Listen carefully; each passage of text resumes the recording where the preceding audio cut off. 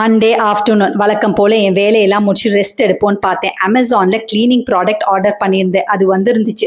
சரி unbox பண்ணுவோன்னு unbox பண்ண ஆரம்பிச்சிட்டேன். அந்த காலத்தில் எங்கள் அம்மா பாட்டி காலத்துலலாம் பழைய துணியில தான் க்ளீன் பண்ணுவாங்க, மாப் பண்ணுவாங்கலாம். நான் வளர்ந்து கல்யாணம் கட்டின பிறகு மைக்ரோ ஃபைபர் கிளாத்துக்கு மாறிட்டேன்.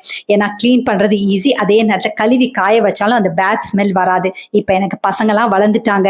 எக்கோ ஃப்ரெண்ட்லியாக இருக்கணுமா, பீக்கூ ட்ரை பண்ணுங்க. நாங்கள் ட்ரை பண்ணி பார்த்தேன், ரொம்ப நல்லா இருந்துச்சு.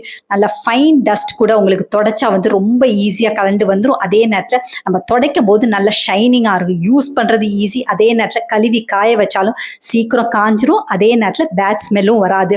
நான் சாமானை கூட பார்த்தீங்கன்னா பொதுவாகவே நான் சாமான கழுவி ரேக்கில் அப்படியே வச்சுட்டு தான் படுப்பேன். இப்போலாம் வந்து நல்லா இந்த மாதிரி பீக்கூ டவல்ஸ் நல்லா தொடச்சிட்டு ஷெல்ஃபில் அடுக்கி வச்சுட்டு தான் படுப்பேன். இதுதான் எனக்கு ஒரு ரொட்டீன் ஆயிடுச்சு. நான் இந்த ப்ராடக்ட்டுக்கு மாறிட்டேன். நீங்கள் என்ன ப்ராடக்ட் யூஸ் பண்ணுறீங்கன்னு கமெண்ட் பாக்ஸில் கமெண்ட் பண்ணுங்கள்.